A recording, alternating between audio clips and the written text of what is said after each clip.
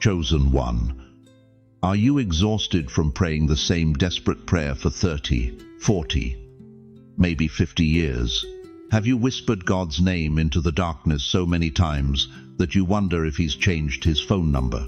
Do you wake up at 3 a.m. with your heart pounding, feeling like you're running out of time to fulfill whatever it is you were put on this earth to do? Stop everything right now, because what I'm about to tell you will shatter every lie you've believed about your expiration date. You didn't stumble upon this message by accident. You weren't randomly scrolling when your finger paused here. Heaven itself orchestrated this exact moment, the 21st of August, 2025, to find you. Not tomorrow, not next week, today, right now. As you're sitting there, maybe in your kitchen with cold coffee, maybe lying in bed at an hour when sleep has abandoned you, the angels have quieted their songs just to hear what happens next. The 21st of August, 2025, isn't just another date circled on your calendar. It's a doorway, a spiritual threshold that's been sealed in eternity's vault, waiting for this precise moment when your faith and God's timing would collide, like lightning splitting the night sky. You know that feeling, don't you? When dawn finally breaks after the longest, darkest night of your life. When that first sliver of light cuts through the blackness and everything changes in an instant. That's this moment. That's right now. Before we journey deeper into this sacred revelation together, let me pause and speak from my heart. Thank you to every single one of you who has supported this message through super thanks. Your generosity means more than you know. You're not just donating. You're helping spread light to others who feel alone in their calling. Whether you give or not, I'm deeply grateful for your presence here. Your support, your time, your attention, it all matters. And if this message is already resonating with your soul, go ahead and plant that seed of faith. But here's what's going to shock you. Every crushing disappointment, every unanswered prayer, every night you cried yourself to sleep thinking God had forgotten your name, none of it was random. It was preparation. Divine preparation for the 21st of August, 2025. By the end of this message, I'll reveal why this exact date was hidden in the folds of time since before the foundation of the world, and why your life's hardest chapters weren't wasted.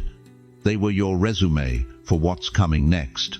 If you feel this word is already stirring something deep in your chest, that ancient knowing, that holy recognition, comment below. This is my moment. Don't think. Don't hesitate. That small act isn't just engagement. It's your covenant of faith, your yes to heaven. The doorway is opening, chosen one. The question is, are you ready to step through? Why does your chest feel heavy when you wake up at 3 a.m.? Why does every birthday feel more like a countdown than a celebration? Why do you sit in church surrounded by people, yet feel like you're the only one who truly understands what it means to wait and wait? And wait for God to remember your name. You've carried weight that others can't even see, haven't you? The kind that settles in your bones after you've buried your third friend this year. The kind that whispers in the silence after your grown children call less and less. The kind that echoes through empty rooms where laughter used to live. You've stood at gravesides holding flowers for people who were supposed to outlive you. You've celebrated birthdays alone, not because nobody cares, but because nobody's left who remembers when you were young and believed anything was possible. You've sat in doctors' waiting rooms with test results that redefined your future in medical terms you never wanted to learn. And in those moments, those crushing, soul-deep moments, you've whispered the question that haunts every chosen one. God, did you forget me? Let me tell you something that will shake you to your core. That weight you've been carrying, that's not punishment. That's not evidence that God has abandoned you to suffer while others prosper. That heaviness isn't your cross to bear because you failed somehow. It's preparation. Before I formed you in the womb, I knew you. Jeremiah 1-5 isn't just a pretty verse for baby dedications. It's God's declaration that your pain has a purpose. Every tear you've cried in secret, every night you've questioned whether you matter, every moment you've felt invisible, It was all building something inside you that this world desperately needs. You think you're broken? You're not broken. You're refined. Like gold in the furnace, beloved. The goldsmith doesn't put precious metal through fire to destroy it. He subjects it to intense heat to burn away everything that isn't pure, everything that isn't valuable, everything that doesn't belong. You've been in the furnace for decades. Not because God is cruel, but because what He's creating in you requires that level of purification. The loneliness taught you compassion. The loss taught you what truly matters. The waiting taught you faith that doesn't depend on circumstances. Look at a winter tree standing bare against a February sky. Dead, numbered, dormant. Every branch that looks lifeless is actually storing energy, preparing roots that go deeper, gathering strength for a spring that's coming whether the tree can see it or not. That's you, chosen one. That's been you all along. The scars you try to hide from the world, they're not shame, they're evidence. Evidence that hell tried to take you out and failed. Evidence that you've walked through valleys that would have destroyed weaker souls. Evidence that you were set apart for something so significant that the enemy has been working overtime trying to convince you you're ordinary. But you're not ordinary. You never were. You've outlived friends who seemed stronger. You've survived diagnoses that should have been final. You've endured betrayals that should have made you bitter.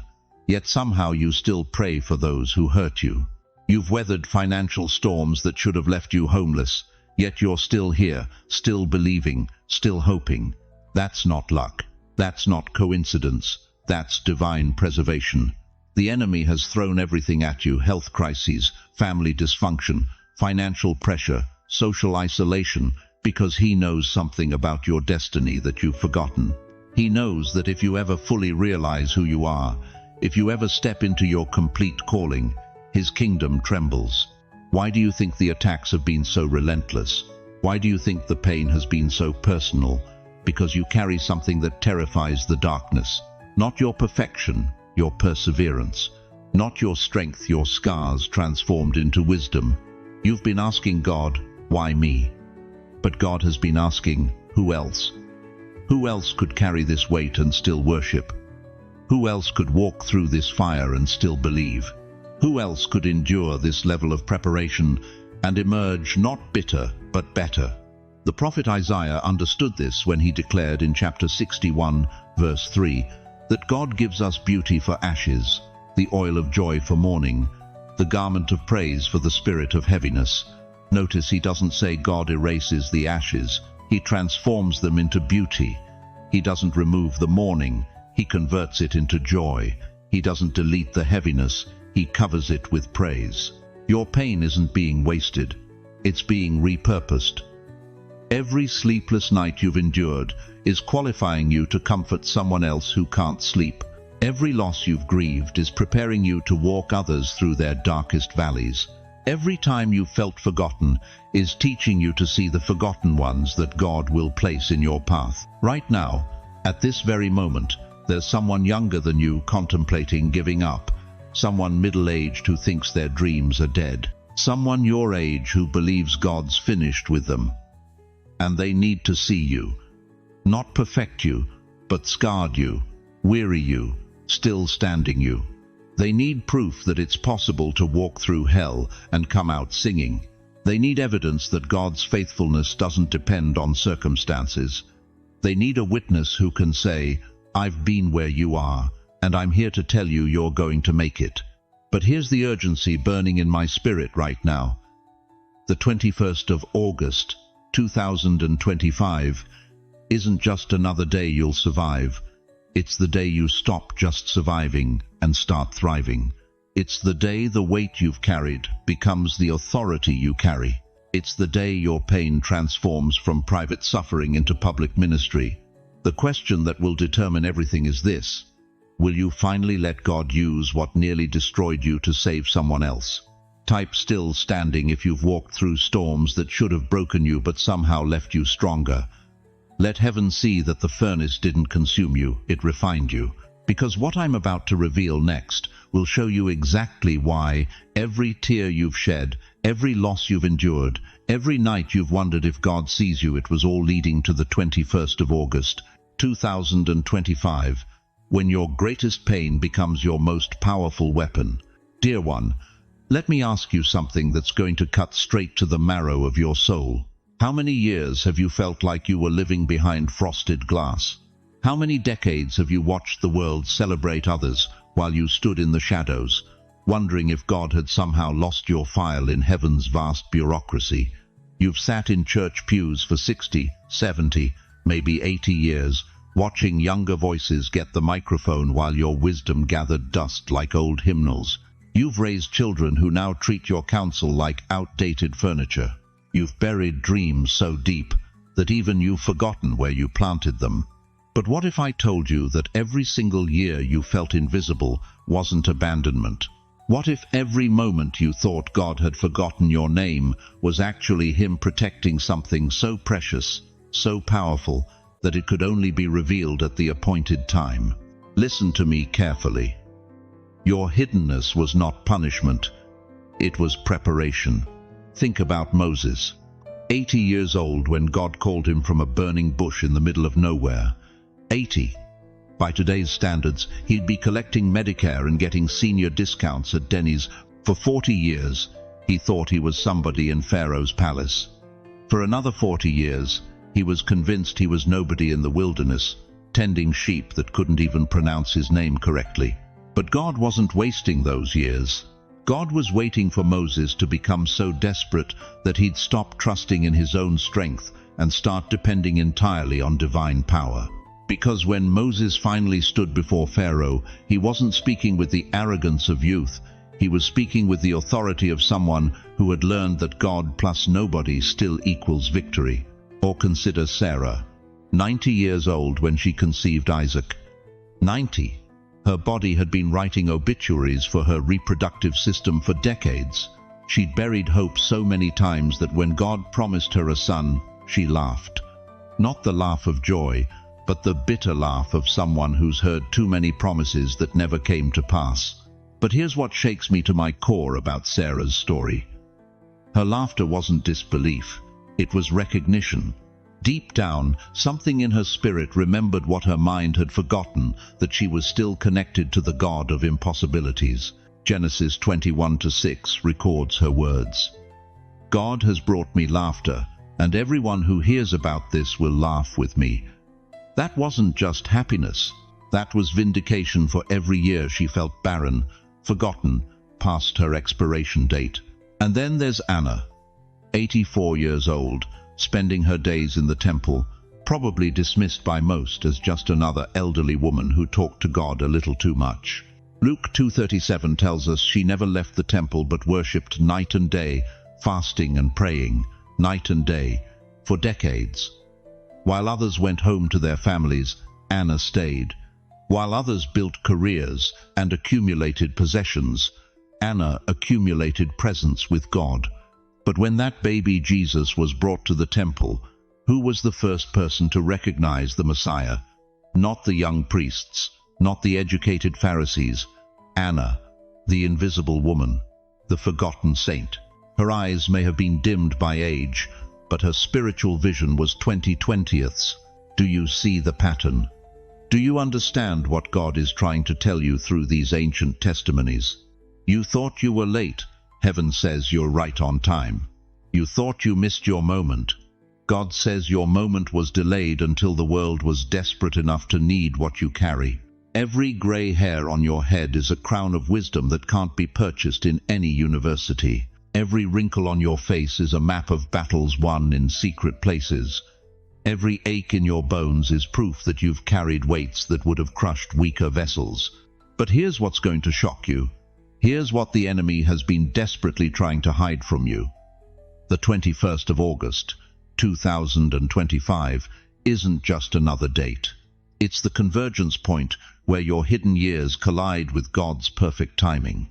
It's the moment when heaven pulls back the curtain and reveals why you had to wait, why you had to endure, why you had to be refined in the furnace of obscurity. Delay is not denial. Your silence was not abandonment, it was incubation.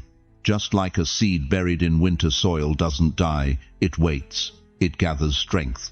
It prepares for the moment when conditions are perfect for breakthrough. You've been that seed, buried beneath disappointments, covered by other people's expectations, hidden from view, while something supernatural took root in the depths of your spirit. The world counted you out because they can only see with natural eyes. But God has been keeping divine books, and according to his records, you're not finished. You're just getting started. I'll show you why God waited until now, the 21st of August, 2025, to uncover you. Because this generation is drowning in information but starving for wisdom. They have access to every voice except the one they need most, yours. The voice that's been seasoned by suffering, aged by experience, and purified by decades of walking with God when the path was dark and the destination unclear. Your children need to see that faith doesn't weaken with age, it deepens. Your community needs to witness what happens when someone refuses to let circumstances define their destiny. This world needs proof that God's promises don't have expiration dates, that his calling doesn't come with retirement packages. If this is hitting your spirit like lightning, if something ancient and holy is stirring in your chest for the first time in years, don't keep this to yourself. Share this message right now. Don't underestimate the power of that simple act. Your share could be the very lifeline someone else is praying for as they sit in their own season of feeling invisible and forgotten. The hidden years are over, chosen one. Your time of invisibility is ending. What's about to emerge from the soil of your silence will astound even you. But the question that will determine everything is this: are you ready to step out of the shadows and into the spotlight of your divine assignment? Listen to me carefully, chosen one. What I'm about to reveal will explain every unexplained attack, every random crisis, every moment when life felt like it was hunting you down with surgical precision. You've been asking the wrong question for decades. You've been wondering, why me, God? Why did I get the cancer at 57? Why did my marriage implode just when ministry was taking off? Why did my business collapse the week I signed that lease? Why does it feel like I'm living under a spiritual magnifying glass, getting burned every time the sun comes out? But what if I told you those weren't random tragedies? What if every single attack on your life was actually a military strategy from hell itself? The enemy doesn't waste ammunition on empty targets, beloved. Satan doesn't deploy his most vicious demons against people who pose no threat to his kingdom. But you've been in his crosshairs since the day you first whispered Jesus' name with genuine faith. Think about it. Why has your life been harder than your neighbor's? Why have you faced battles that would have destroyed weaker souls? Why have you endured betrayals that cut so deep they changed your DNA? Because hell recognized something about your destiny that you're just now beginning to remember. Job understood this principle when he declared in Job 23:10, "But he knows the way that I take. When he has tested me, I will come forth as gold." Gold doesn't become valuable by accident. It becomes precious under pressure, under fire, under circumstances that would obliterate lesser metals. You see, there's something the enemy desperately hoped you'd never discover. Every heart attack that should have killed you but didn't. Every financial ruin that should have destroyed you but somehow became your testimony.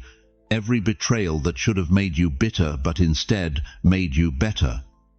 None of it was random. You've been like a violin string stretched to its absolute breaking point. The enemy kept pulling, kept applying pressure, kept tightening the tension, hoping you'd snap. But here's what hell didn't understand about the physics of faith. Strings don't break under pressure. They become tuned. They find their perfect pitch. They discover their truest sound. And your sound, chosen one, has been refined by every storm you've weathered. Why do you think your family turned against you when you got serious about God? Why did your closest friends suddenly become distant when you started praying more than partying? Why did doors slam shut just when breakthrough seemed guaranteed? Because the enemy knew what was coming. He could see what God was building in you, and it terrified him. The betrayals weren't random. They were strategic strikes against your confidence. The illnesses weren't just biological, they were interruptions designed to stop you before you fully awakened.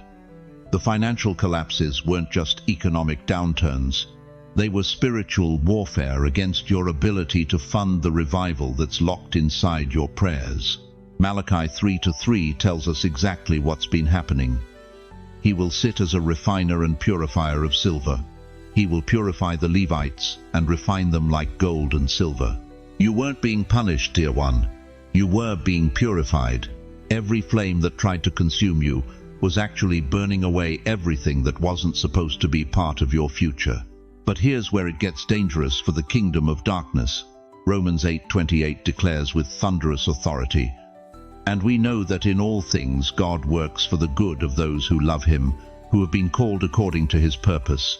All things, not some things, not just the good things, all things. That means every scheme hell devised against you has become raw material for your ministry. Every weapon formed against you has become a tool in your hands. Every attempt to silence you has only made your eventual voice more powerful. The enemy made one fatal miscalculation. He showed his hand too early. By attacking you so viciously, he revealed exactly how dangerous you are to his plans. Why else would he mobilize such concentrated firepower against one person? Why else would he orchestrate such elaborate schemes to keep you quiet, broke, sick, and isolated? Because he knows something you've forgotten. You weren't attacked because you were weak. You were hunted because you are lethal to darkness. Every tear you've cried in secret has been collected in heaven's bottles. Every prayer you've whispered through gritted teeth has been recorded in eternity's archives. Every time you chose faith over fear, hope over despair, forgiveness over bitterness, you were building something that no demon in hell can tear down. But here's the revelation that will change everything. The same fire that was meant to destroy you has actually forged you into a weapon of mass destruction against everything that opposes God's kingdom. You're not a victim of spiritual warfare. You're a veteran. You're not damaged goods. You're dangerous goods. And on the 21st of August, 2025, the silence that hell worked so hard to impose on you finally breaks. Not with a whisper, but with a roar that will shake the foundations of darkness in your city, your family, your generation. Right now, I need you to do something that will send shockwaves through the spiritual realm. I need you to open your mouth and declare war on the lie that you're finished. Say it out loud, right where you are. I am not done. Don't whisper it, declare it. Let your voice carry the authority of someone who has walked through fire and emerged with their faith intact. Type it in the comments. I am not done. Let the atmosphere shift. Let hell take notice. Let heaven respond. Because the enemy's greatest fear is about to be realized. The voice he tried so hard to silence is about to be amplified beyond his worst nightmares. And what comes next will prove that everything hell meant for evil, God has been orchestrating for good. But are you ready to discover exactly what you've been prepared for? Why this date? Why now?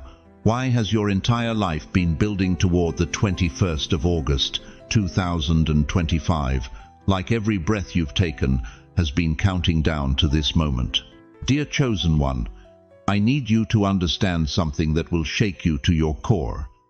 This isn't about the world collapsing.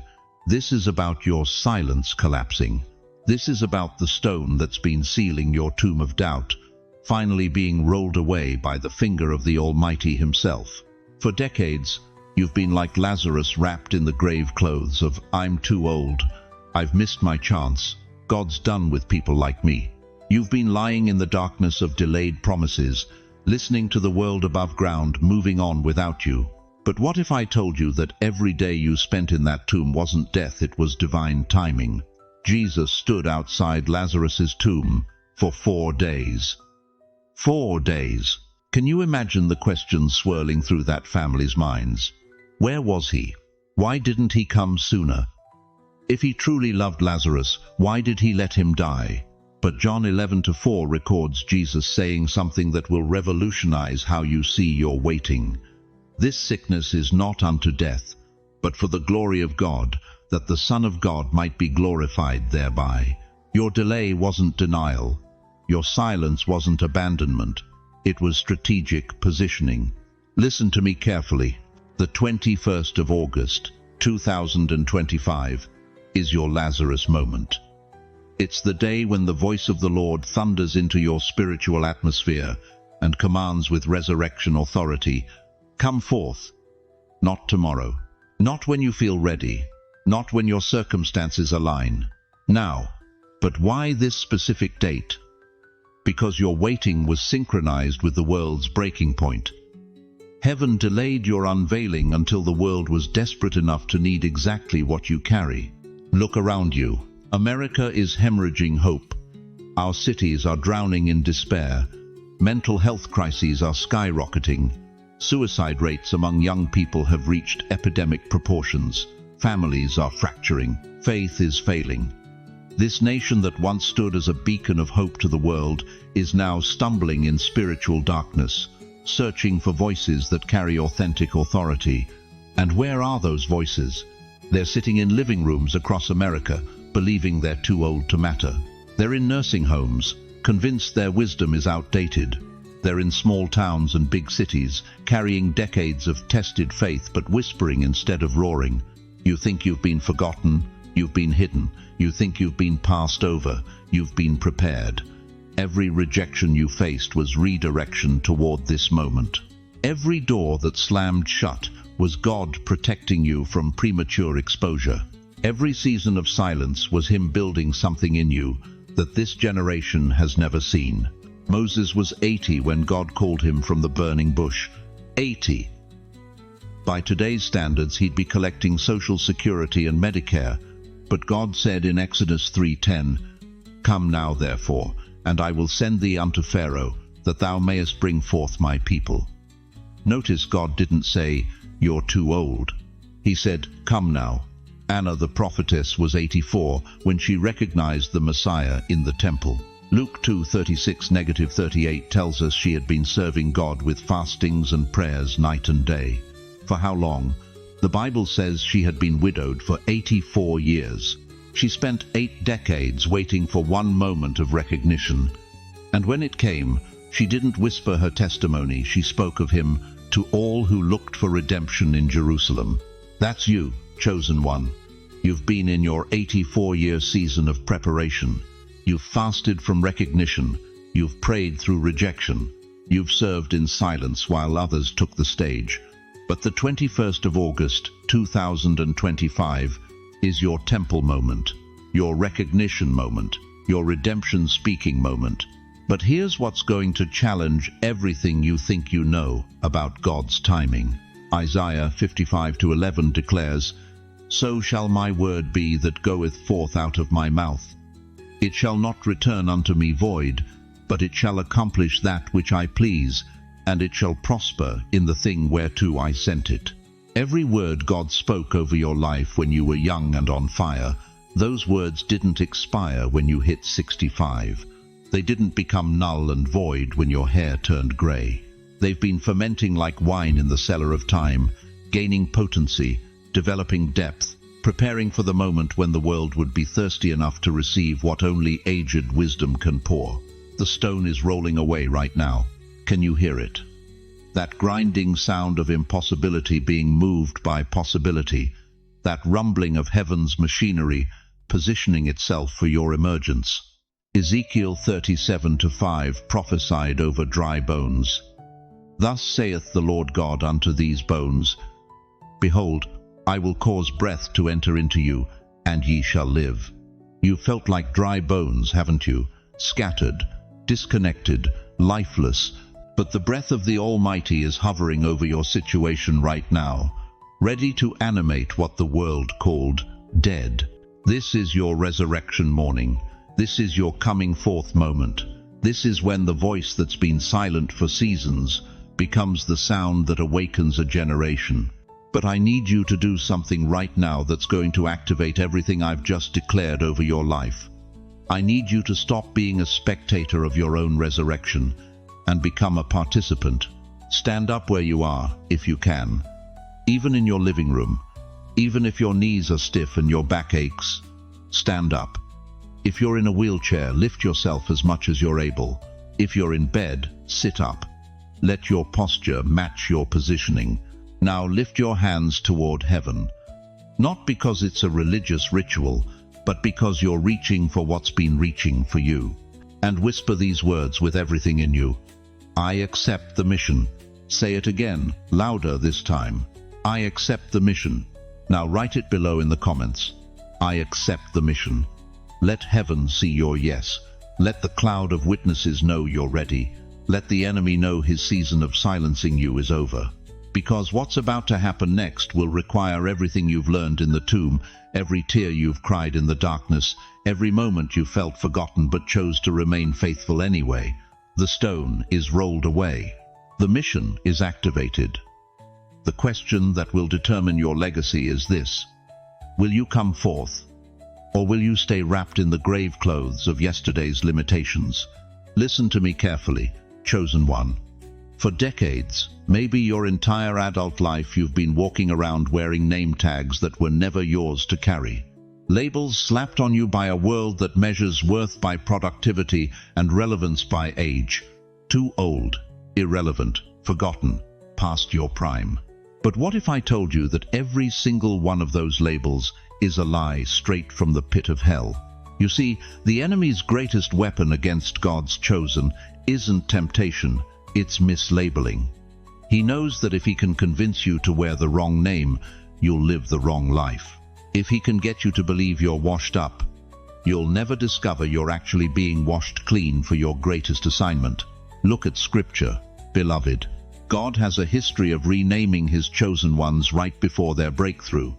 Abram, exalted father, became Abraham, father of multitudes, at 99 years old. Not at 29 when he had energy. Not at 39 when he had ambition. At 99, when the world would have written him off as ancient history.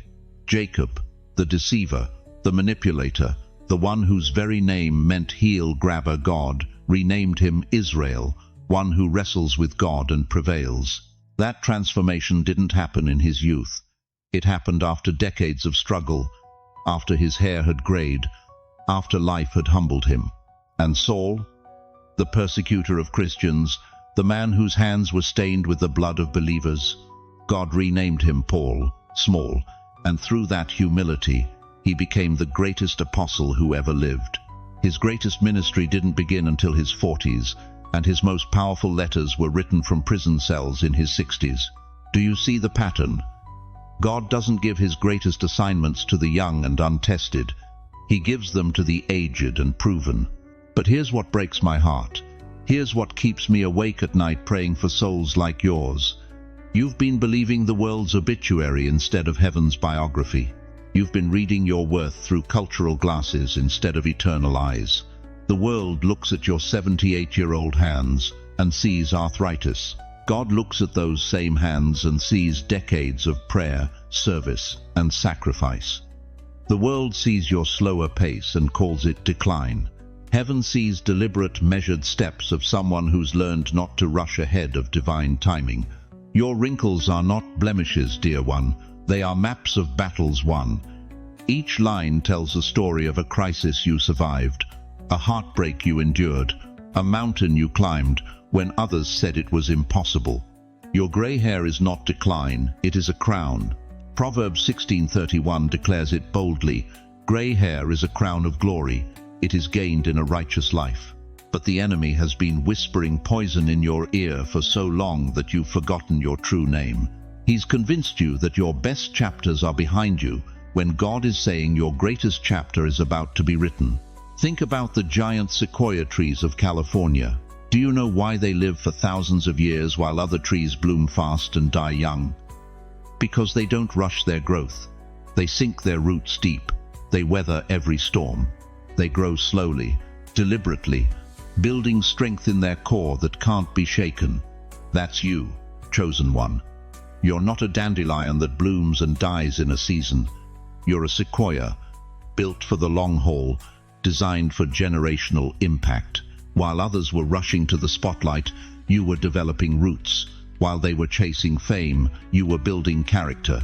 While they were seeking applause, you were seeking God's approval. And now, at this stage of your life, when the world wants to put you out to pasture, God is saying, now you're ready. Now you have the depth, the wisdom, the unshakable foundation I need for what's coming next. But you have to shed the old labels first. You have to stop introducing yourself by your limitations and start declaring your true identity. You are not just a grandmother. You are an intercessor whose prayers have shaped destinies. You are not just a retired mechanic. You are a man whose hands have learned to fix what's broken, and God wants to use that gift in the spiritual realm. The name you've been called by broken people, bitter circumstances, and a youth-obsessed culture that's not your name. Your real name was spoken by God before time began. It's written in the Lamb's Book of Life. It's engraved on the palms of his hands. Isaiah 43:1 thunders with divine authority. Fear not, for I have redeemed you. I have called you by name. You are mine. Not I will call you by name when you get your act together. Not I might call you by name if you prove yourself worthy. I have called you by name. Right now, this very moment, heaven is calling you by your true name. Not the name your failures whispered, not the name your critics assigned, your true name.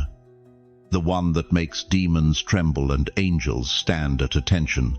What is that name, beloved? Is it healer? Is it intercessor? Is it prophet? Is it chosen? What name makes your spirit leap when you hear it? What identity causes something ancient and holy to stir in your chest? I need you to do something powerful right now. In the comments below, type the name you claim. Don't type the label the world gave you. Type the name heaven calls you.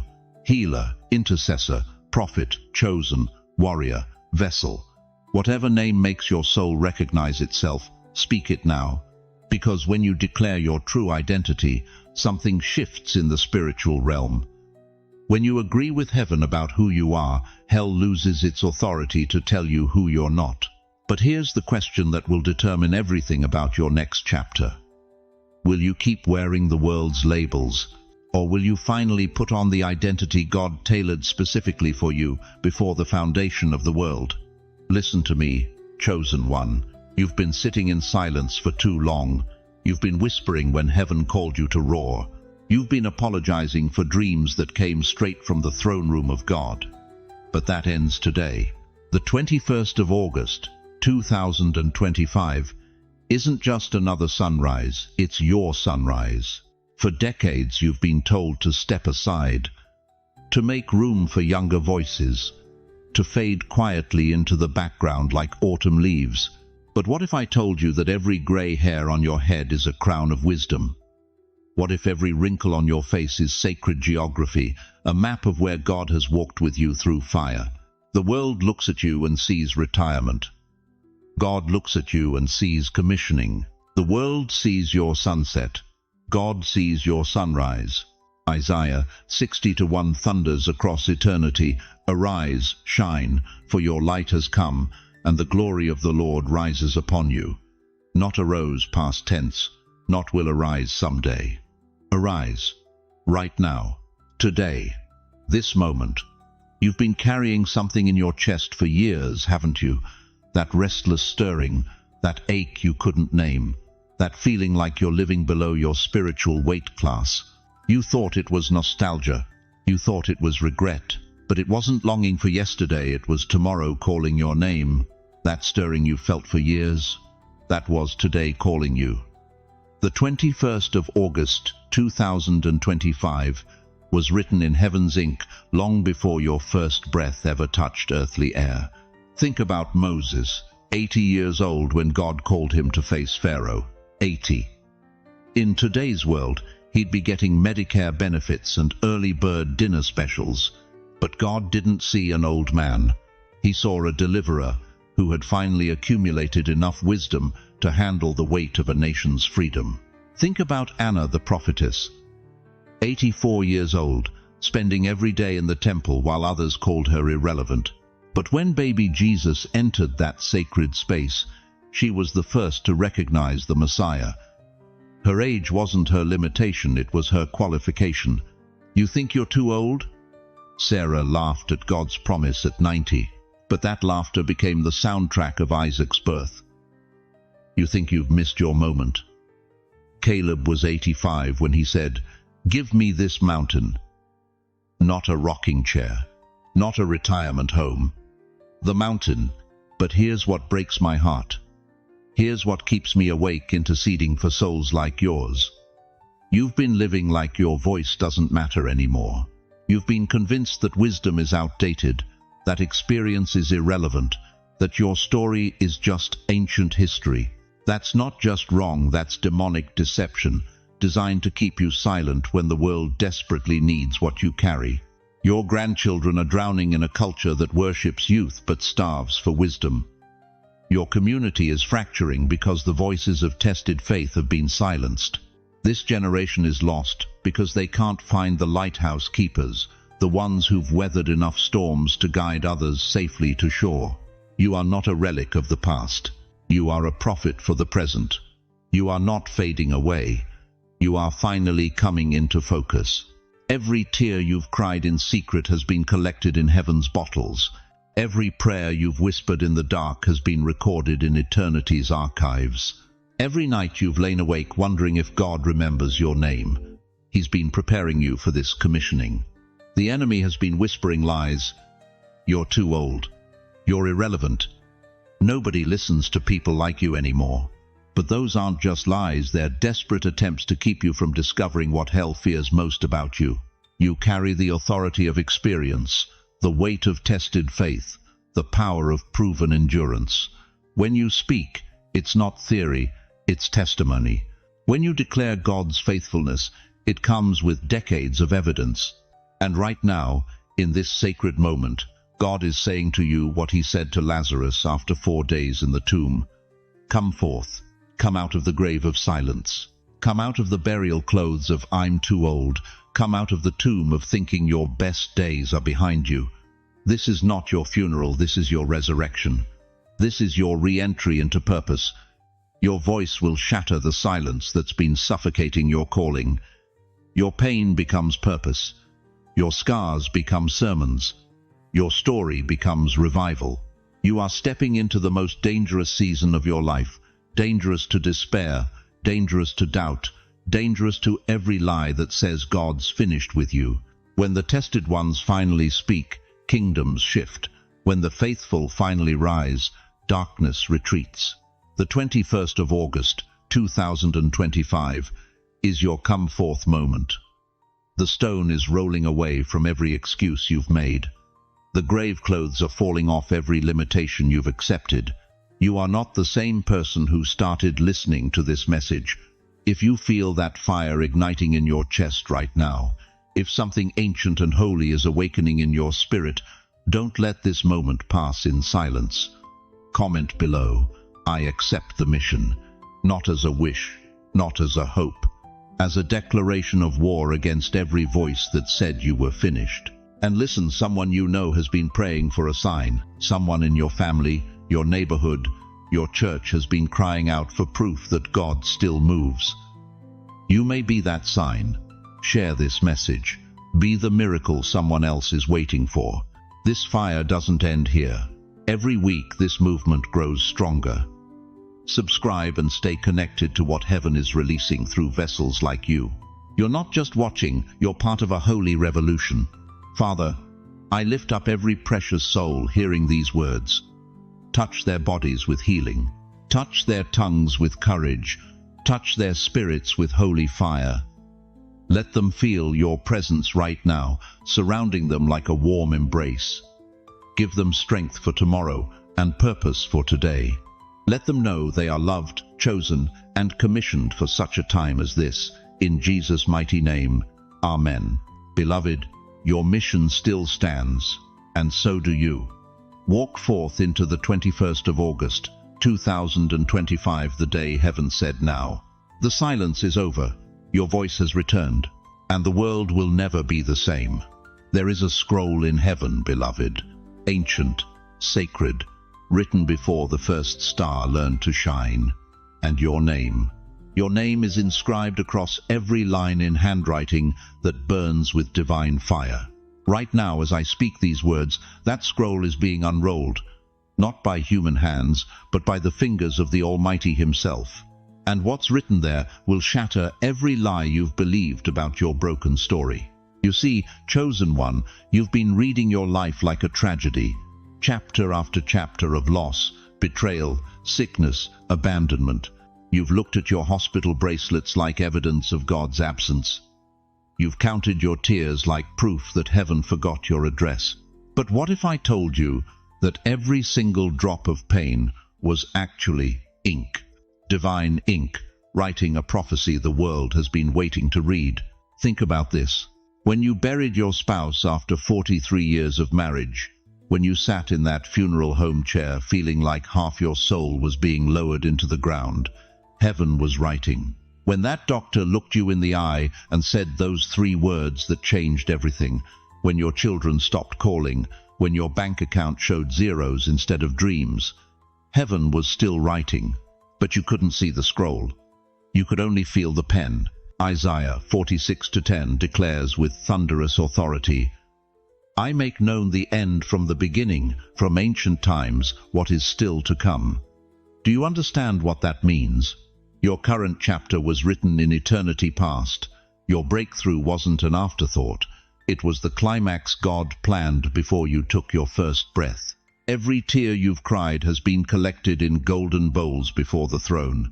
Psalm 56:8 tells us, You keep track of all my sorrows. You have collected all my tears in your bottle. Not one drop was wasted. Not one moment of anguish was meaningless. It was all documentation. But here's what's going to shake you to your core. You weren't just surviving those storms, you were being authored by them. Every midnight when you couldn't sleep, every 3 a.m. when anxiety gripped your chest like a vice, every morning you had to choose between getting up or giving up, that wasn't just endurance. That was heaven's editorial process. God was writing resilience into your character, writing wisdom into your spirit, writing authority into your very DNA that can only come from walking through fire and refusing to burn. Look at Job. The enemy threw everything at him: boils, bankruptcy, betrayal. His own wife told him to curse God and die. But Job 19:25 reveals the secret hidden in his scroll. I know that my Redeemer lives, and that in the end he will stand on the earth. Job could see the ending while he was still bleeding in the middle. That's you, dear one. You've been bleeding in the middle, but your scroll reveals the ending. And it's glorious. Why do you think you survived that heart attack at 68 when the doctors said you shouldn't have? Why are you still here when the cancer tried to write the end across your story? Why didn't that depression that felt like drowning actually take you under? Because your scroll wasn't finished. Because there are chapters yet to be written. Because there are people waiting to read your story who are drowning in the exact same storms you weathered. Your granddaughter needs to read the chapter about surviving betrayal. Your neighbor needs the chapter about walking through grief without losing faith. That young mother at the grocery store who always looks so tired. She needs the chapter about finding strength when your tank is empty. You think your story is private? No, chosen one. Your story is prophecy. It was always meant to be read aloud. Daniel 12:4 speaks of the last days. Many will go here and there to increase knowledge, but what kind of knowledge? Not Google searches or YouTube tutorials. The knowledge that comes from watching someone your age refuse to quit when quitting would have been easier. The knowledge that comes from seeing wrinkled hands still lifted in worship. The knowledge that comes from hearing a voice cracked by time, still declaring God's faithfulness. Every line on your face tells a story. Every gray hair is a chapter heading. Every scar is evidence that you survived what should have destroyed you. You're not getting older, beloved. You're becoming literature, living, breathing, walking prophecy. But here's the urgent truth that should grip your heart right now. There are people dying today who need to read what's written in your scroll.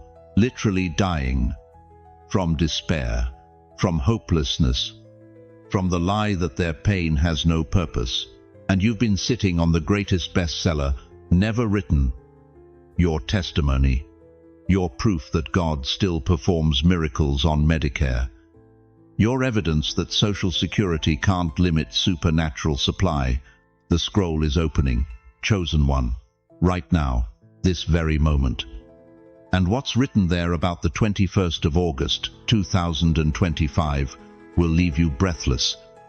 Because this isn't just another day. This is the day your private scroll becomes public proclamation. This is the day your hidden chapters become healing for a hurting world. Your life is not a random collection of pain and disappointment. It is a carefully written prophecy, authored by the Creator of the universe, designed to be read aloud in this exact hour, when the world needs hope and you need purpose. If you feel like your life was written long before you knew it, if something in your spirit recognizes the hand of the divine author, type, "My story is prophecy." Don't hesitate, don't doubt. Let heaven see your recognition. Because before we close this sacred moment, I will show you the secret word heaven has been whispering over you all along. The word that explains why your scroll had to include every chapter of pain to reach this chapter of power. But first, you must understand, the scroll isn't just opening to reveal your past. It's opening to unveil your purpose. Chosen one, let me tell you something that's going to shatter every lie you've believed about yourself. You think that fire in your chest died somewhere between your 60th birthday and your last heartbreak. You think that passion, that purpose, that holy burning you felt as a younger person got snuffed out by decades of disappointment, betrayal, and unanswered prayers. But what if I told you that's the biggest deception hell ever whispered in your ear? Look at me. Really look. That ember buried beneath 70 years of ash, it never went out. Every night you cried yourself to sleep, wondering if God forgot your address. Every morning you woke up feeling invisible in a world that worships youth. Every moment you looked in the mirror and saw failure instead of the fighter still breathing. That ember was still glowing. You know what an ember is, don't you? It's not the flashy flame that demands attention. It's the core that survives the storm. It's what remains when everything else burns away. And dear one, you are that ember. Think about the coal mines in Pennsylvania, where men descended into darkness for generations. Sometimes they'd find pockets of coal that had been burning underground for decades, invisible fires that never died, never surrendered, never gave up. That's your spirit right now. That's the fire hell tried to bury, but could never extinguish. Every rejection letter should have killed it.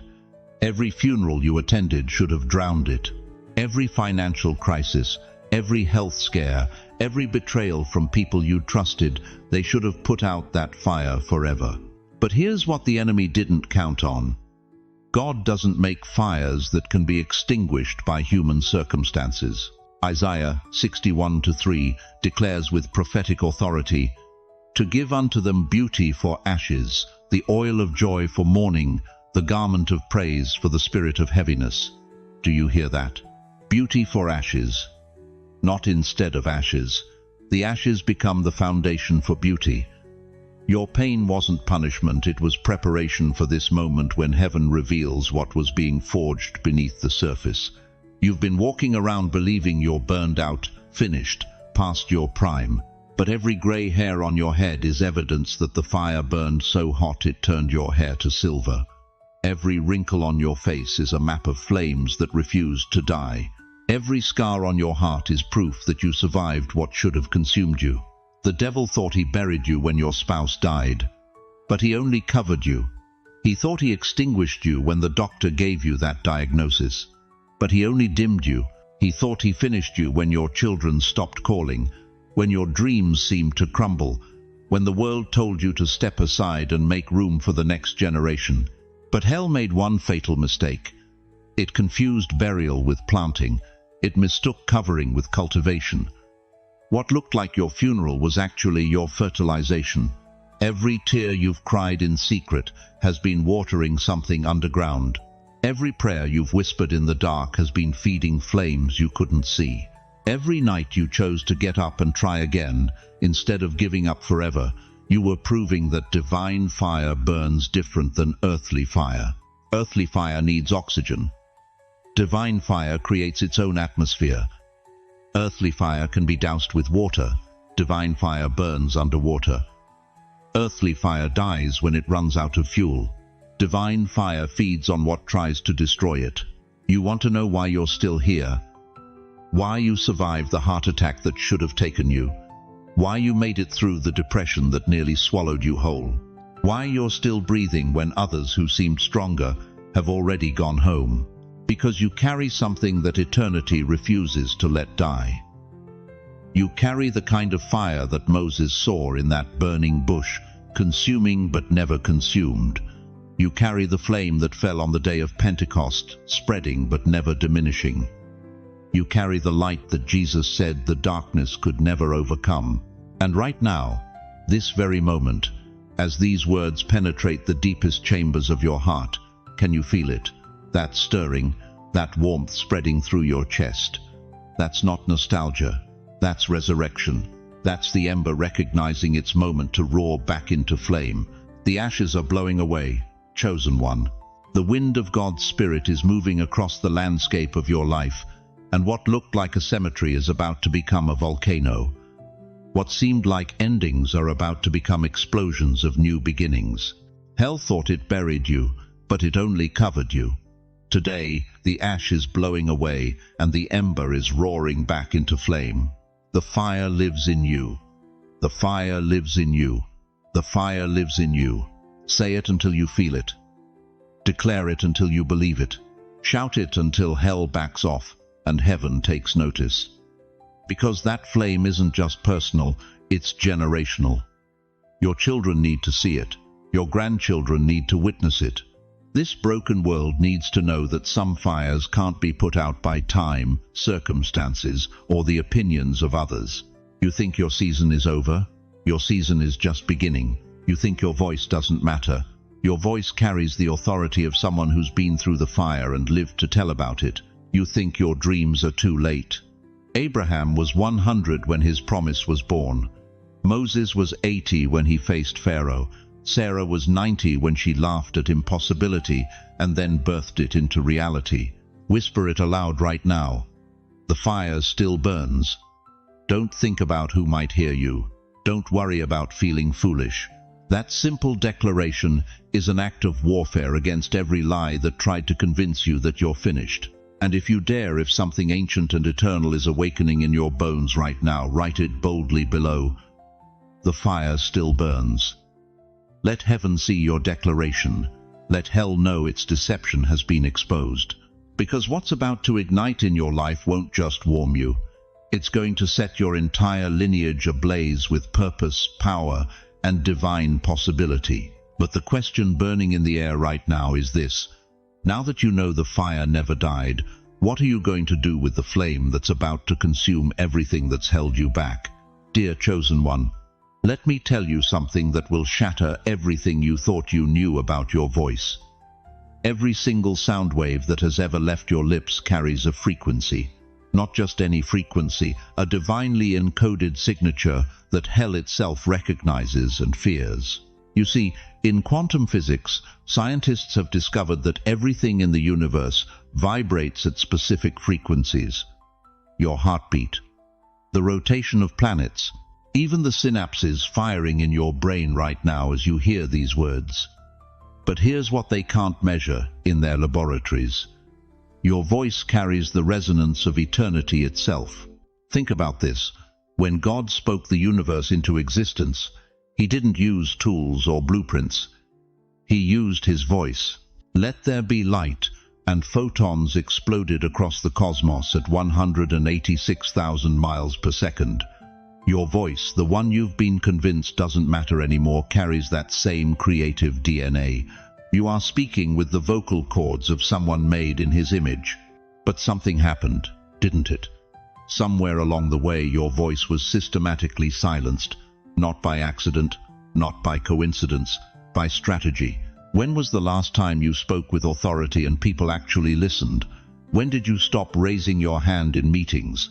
When did you begin whispering your opinions instead of declaring them? When did you start apologizing before you even opened your mouth? The enemy saw what God placed in your throat, and he was terrified. Because your voice doesn't just communicate, it creates. It doesn't just express, it commands. It doesn't just speak. It shifts the very molecular structure of spiritual atmospheres. Proverbs 18:21 declares with scientific precision, "Death and life are in the power of the tongue." Not metaphorically, literally. Your words carry bioelectric energy. When you speak blessing, cellular regeneration accelerates. When you declare God's promises, neural pathways rewire themselves. When you pray with authority, quantum fields reorganize around your faith. This is why they had to silence you. Think about a bell, a church bell that's been cracked by lightning, weathered by decades of storms, scarred by time itself. The world looks at that bell and sees damage. But when that bell is struck, even cracked, even broken, the sound it produces can still be heard for miles. The frequency doesn't diminish because of the cracks. It deepens. It resonates with a richness that only comes from surviving what should have destroyed it. That's your voice, beloved. Cracked by betrayal, scarred by rejection, weathered by years of being told you don't matter. But when heaven strikes you, when the Holy Spirit breathes through those damaged vocal cords, the sound that emerges shakes foundations that pristine voices could never touch. You think your age has weakened your voice. Moses was 80 when he spoke to Pharaoh with such authority that an empire crumbled. You think your mistakes have disqualified your words. David wrote the most powerful psalms after his greatest failures. You think your pain has silenced your testimony. Job's voice carried the most weight after he lost everything. But here's what's going to shock you to your core. The reason you've felt voiceless for so long isn't because you have nothing to say. It's because what you carry is so dangerous to the kingdom of darkness that hell mobilized an entire operation to keep your mouth shut. Every time someone told you to quiet down, that wasn't correction, that was spiritual warfare. Every time you were interrupted, dismissed, or ignored, that wasn't rudeness, that was recognition. The enemy recognized the frequency you carry before you did. Your voice is not just sound waves bouncing off eardrums. Your voice is seismic. When you speak in alignment with heaven's frequency, spiritual tectonic plates shift. Generational curses crack. Demonic strongholds collapse. Angels receive new orders. This is why silence was forced upon you. Because your voice is a weapon of mass construction in the kingdom of God. But something is about to change. The 21st of August, 2025, isn't just marking time, it's marking the end of your enforced silence. The frequency that's been suppressed for decades is about to be amplified by heaven itself. You know that feeling when you're tuning a radio and suddenly the static clears and you hear the signal crystal clear? That's what's happening to your voice right now. The interference is being removed. The signal is being strengthened. The frequency is being fine-tuned to heaven's broadcasting station. Scientists tell us that sound travels at 1,125 feet per second through air.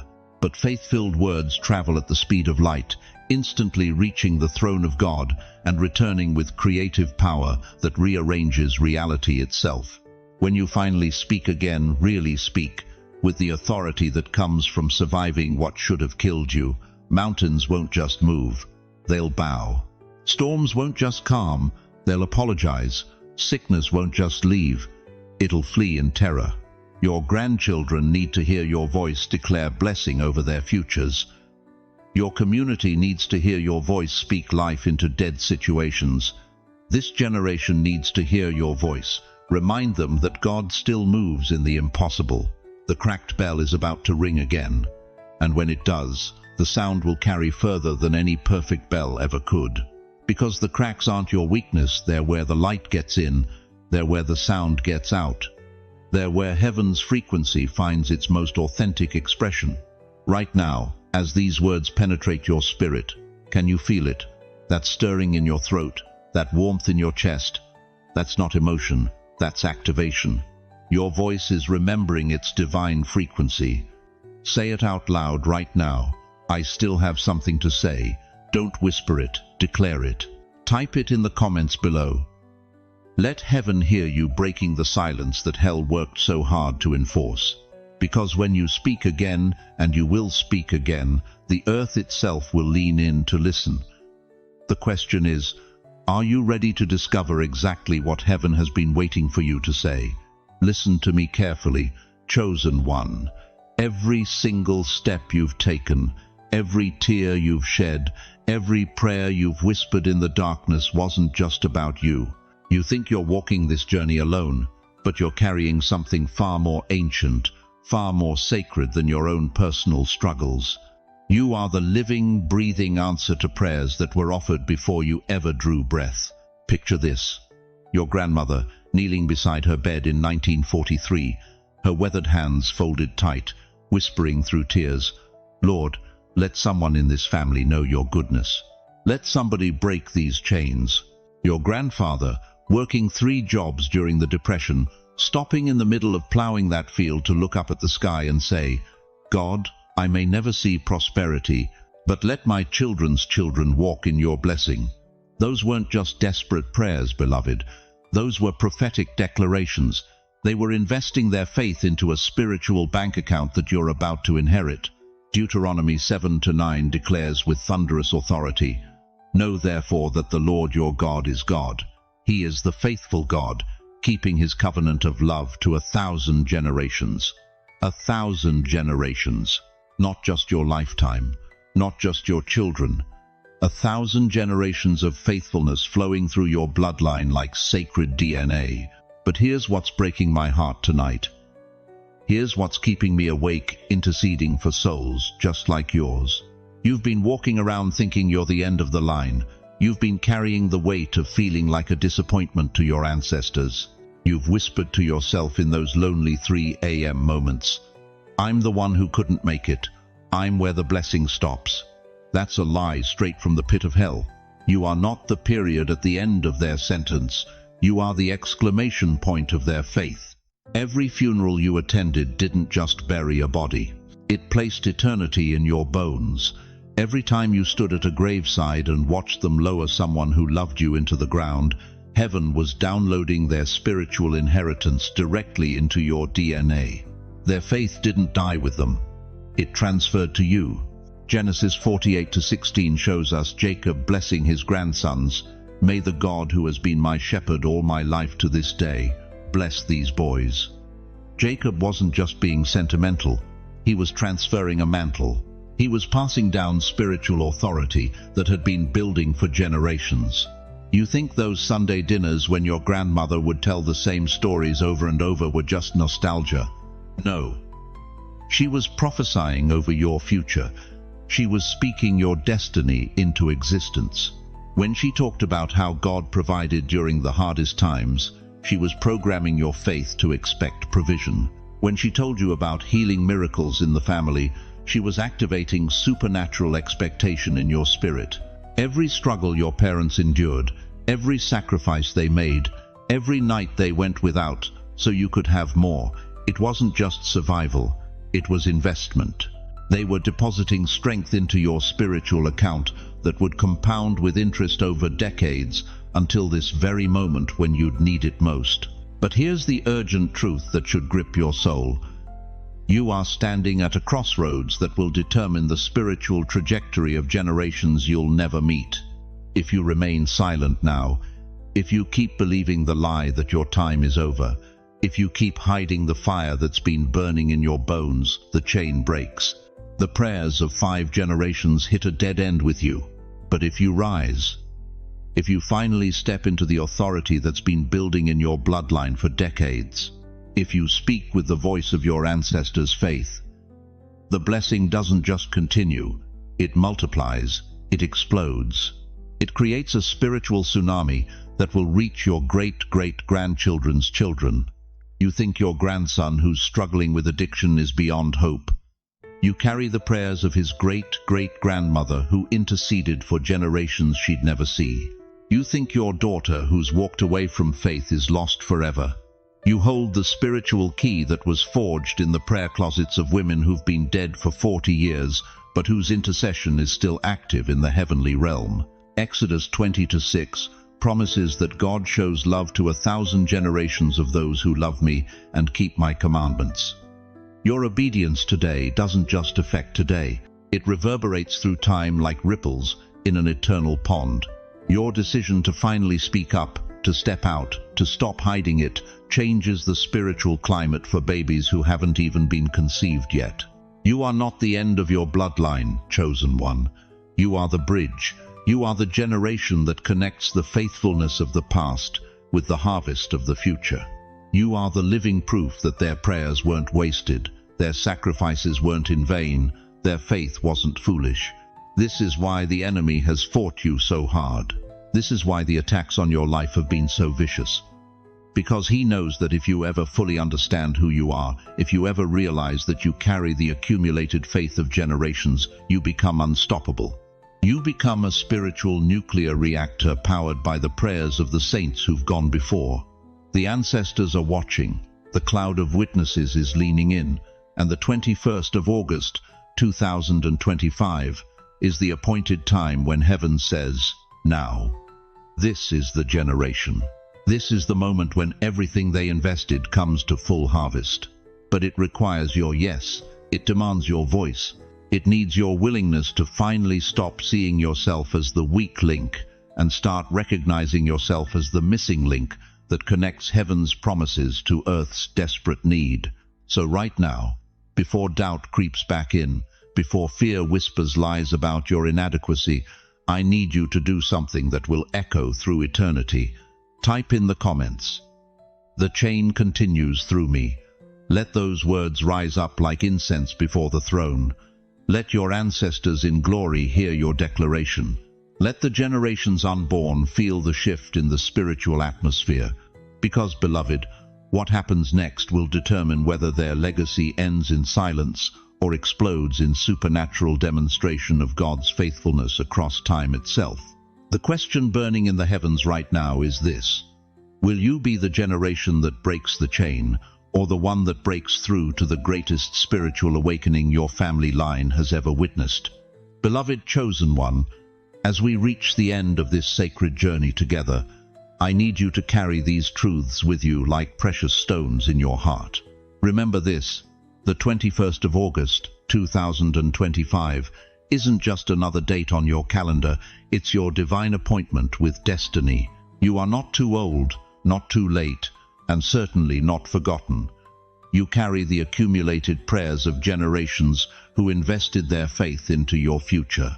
You are the bridge between their sacrifices and the harvest yet to come. Remember that every struggle you've endured, every tear you've shed, every moment you felt abandoned was never random, it was preparation. God has been positioning you, refining you, strengthening you for this exact moment when the world would need what only you can carry. Your scars are not disqualifications, they are your credentials for ministry. But here's what I need you to understand with absolute certainty: you are not walking this path alone. Even when the road feels uncertain, even when doubt whispers lies in your ear, even when the breakthrough seems delayed, the Creator of the universe is working behind the scenes on your behalf.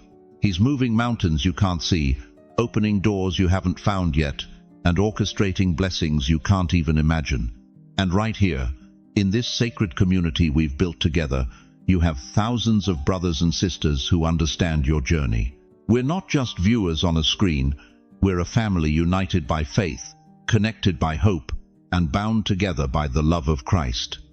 When you stumble, we'll help you stand. When you doubt, we'll remind you of God's faithfulness. When you celebrate, we'll rejoice with you. Let me ask you this final question, and let it settle deep in your spirit. Now that you know who you really are, a chosen vessel, a bridge between generations, a carrier of divine purpose, how will you live differently starting tomorrow morning? Before I release you into your calling, I want to pray over you. Right now, wherever you are, I want you to close your eyes and let these words wash over your spirit like healing oil. Heavenly Father, I place my hand on the shoulder of every precious soul who has journeyed with us tonight. Lord, you see their hearts, you know their struggles, you've counted every tear they've cried in secret. But Father, you also see their crown, you know their calling, you've already written their victory story.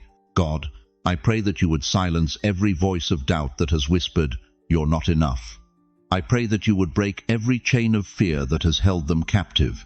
I pray that you would open their eyes to see the doors you're already opening, the opportunities you're already creating, the abundance you're already releasing. Father, place your mighty hand upon their shoulders right now. Let them feel your presence like a warm embrace. Let them know in their bones that they are loved beyond measure, chosen beyond doubt, and destined for greatness beyond their wildest dreams. Give them supernatural strength for every challenge they'll face. Grant them divine wisdom for every decision they must make. Surround them with your favor like a shield. Let every step they take be ordered by you. Every word they speak carry your authority. Every breath they breathe be a declaration that you are still God. Heal their bodies, Lord. Restore what sickness tried to steal. Provide for their needs according to your riches in glory. Mend their relationships.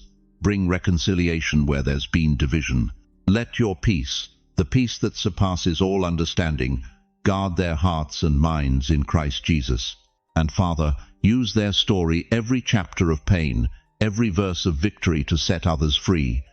Let them become living testimonies of your faithfulness. In Jesus' mighty name I pray. Amen. Now, beloved, I want to hear from you. In the comments below, share what God spoke to your heart tonight. What shifted in your spirit?